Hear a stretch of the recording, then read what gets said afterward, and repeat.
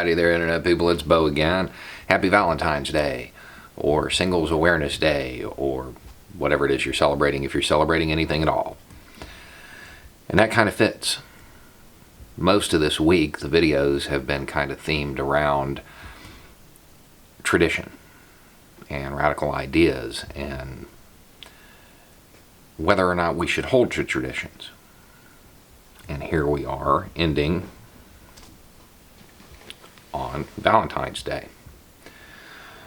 Why are people getting chocolates today? Nobody has a clue, right? Yeah, it's tradition. It's tradition.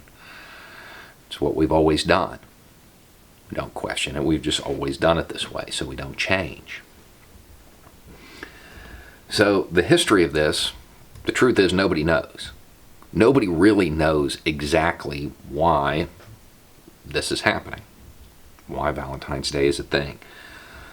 The popular theory, and there are a couple, but the one that has the most weight behind it is there was a guy named Valentine, and Emperor Claudius II had banned soldiers from having wives. Well, Valentine, he was a priest in Rome, and he didn't like that, so he married them in secret. Emperor didn't like that, so he had him beheaded. And he became a saint, and we get chocolates. There's a little bit more to that. It really wasn't all about love initially. There was another reason. We'll get to that. But the love, the romantic aspect to it didn't really come around till Shakespearean times.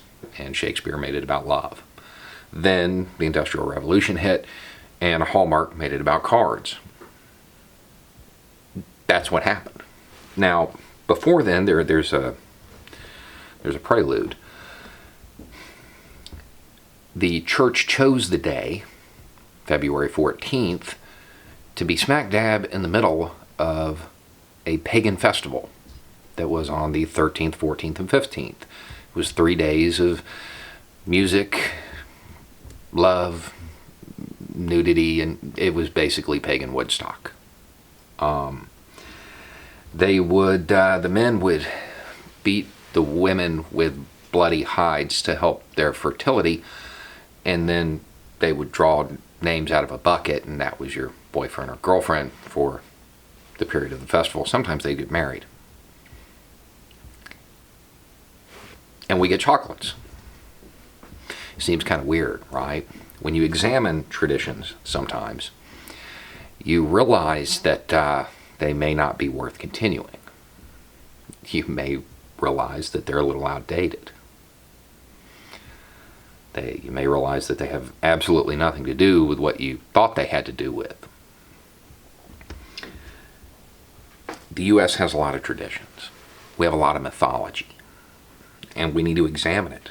We're headed into a period, and we're probably already in the period, of social upheaval.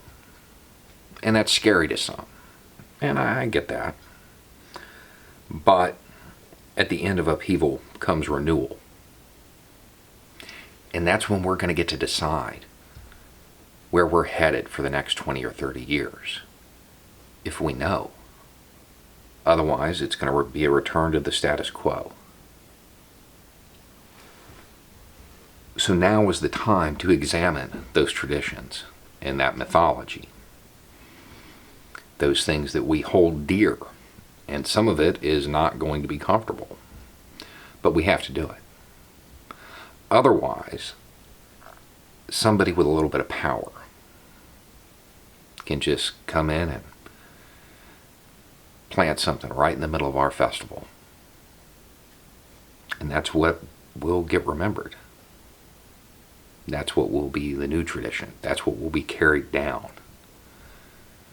If the people on the bottom don't make the choices and have a plan, I assure you the people on the top do.